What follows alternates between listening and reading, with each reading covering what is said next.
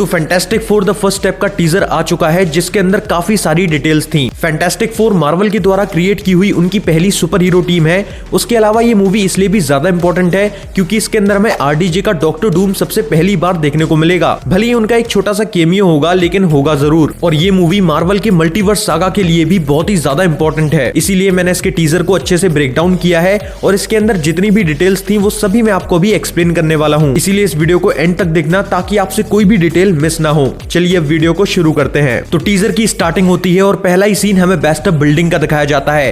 बेस्टअप building वो जगह है जहां पे फैंटास्टिक फोर की टीम ऑपरेट करती है, बिल्कुल एवेंजर्स टावर की तरह। यहाँ का बैकग्राउंड ऑफ फर्नीचर 1970s का है, जिस टाइम पीरियड में ये मूवी टेक प्लेस करने वाली है। इस सीन में हम देख सकते हैं कि सुजैन स्टॉर्म और रीड रिचर्ड्स किसी को बता रहे हैं कि कुछ भी हो जाए लेकिन हर संडे को हम लोग 7 बजे यहाँ पे एक साथ डिनर करते हैं, नो मैटर कंडीशन कैसी भी हो। जिसके बाद हमें बेस्टअप बिल्डिंग का बाहर से एक प्रॉपर लुक दिखाया जाता है जो कि देखने में काफी अच्छा तो है लेकिन ये कॉमिक्स से काफी ज्यादा डिफरेंट है। ये बिल्डिंग कॉमिक्स में ऐसी नहीं दिखती।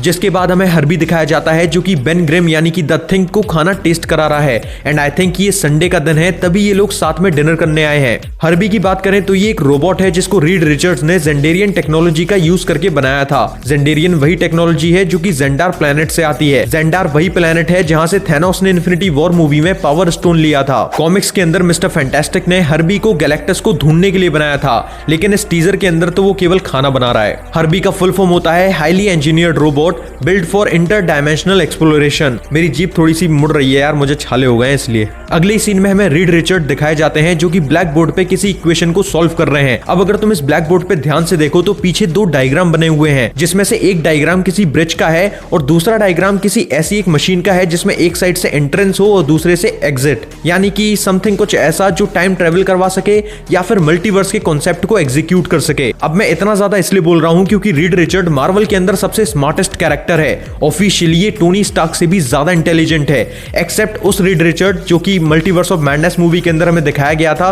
वो बिल्कुल शक्ल से ही अच्छा था, बस दिमाग नाम की चीज नहीं थी उसके अंदर। लेकिन वैसे रीड रिचर्ड मार्वल के अंदर टोनी स्टार्क से भी ज्यादा जीनियस है। उसके अलावा रीड रिचर्ड उन बच्चों को भी कोचिंग देता है जिनके पास कोई ना कोई सुपर पावर है ताकि वो उनके साथ मिलकर उनके इंटेलिजेंस का यूज करके कुछ ना कुछ नया डिस्कवर कर सके। और अगर तुम्हें डॉक्टर डूम का ओरिजिन पता है तो तुम्हें पता होगा कि डॉक्टर डूम भी रीड रिचर्ड से कॉलेज के अंदर ही मिला था जहां पे विक्टर डूम अपनी पढ़ाई कर रहा था। वेल, अगर तुम चाहो तो मैं डॉक्टर डूम के ओरिजिन के ऊपर एक पूरी वीडियो बना सकता हूं, तुम बस मुझे कमेंट करके बता दो क्योंकि आरडीजे का डॉक्टर डूम भी हमें इस मूवी के अंदर जरूर दिखेगा।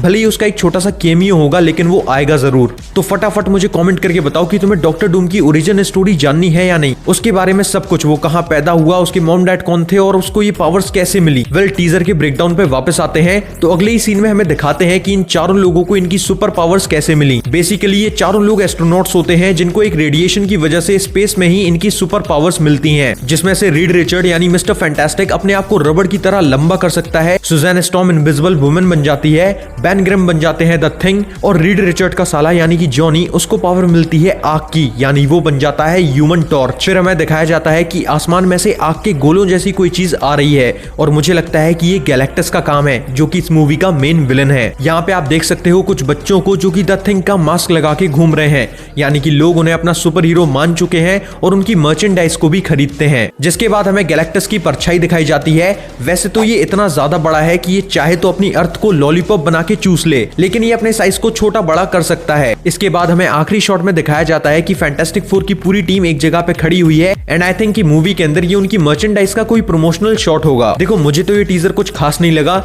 लेकिन मैं फिर भी इस मूवी के लिए काफी ज्यादा एक्साइटेड हूँ क्योंकि ये मार्वल की सबसे पहली सुपर हीरो टीम है और मैं मार्वल को बचपन से फॉलो कर रहा हूँ। ऊपर से जो चीज मुझे सबसे ज्यादा एक्साइट करती है वो ये कि मुझे पता है कि इसके अंदर आरडीजे का केमियो तो होगा ही एज डॉक्टर डूम और मैं उसी को देखना चाहता हूँ कि तुम किस तरीके से अपने सबसे बड़े विलन को रिप्रेजेंट करोगे। भले ही वो बंदा 5 मिनट के लिए आए लेकिन मुझे उसे देखना है। उसके अलावा चांसेस तो कम है लेकिन अगर इस मूवी के अंदर सिल्वर सफर आ जाए तो भाई मजा ही आ जाए। सिल्वर सफर और ह्यूमन टॉर्च के बीच की जो फाइट होती है और हवा में वो दोनों उड़ते हुए जो रेस सी लगाते हैं ना, मजा आ जाता है उसे देख के। वैसे मेरे हिसाब से ह्यूमन टॉर्च के रोल के लिए इन्हें क्रिस इवांस को ही कास्ट करना चाहिए था, वो बंदा जम जाता उस रोल में। इसके अलावा इस मूवी का जो मेन विलन है गैलेक्टस, वो मार्वल का भी बहुत ही बड़ा विलन है और इसीलिए मैं उसके ओरिजिन के ऊपर एक कंप्लीट वीडियो बनाने वाला हूं जिसके अंदर मैं आपको उसके ओरिजिन से लेके उसकी पावर्स और उसके बारे में सब कुछ एक्सप्लेन करूंगा।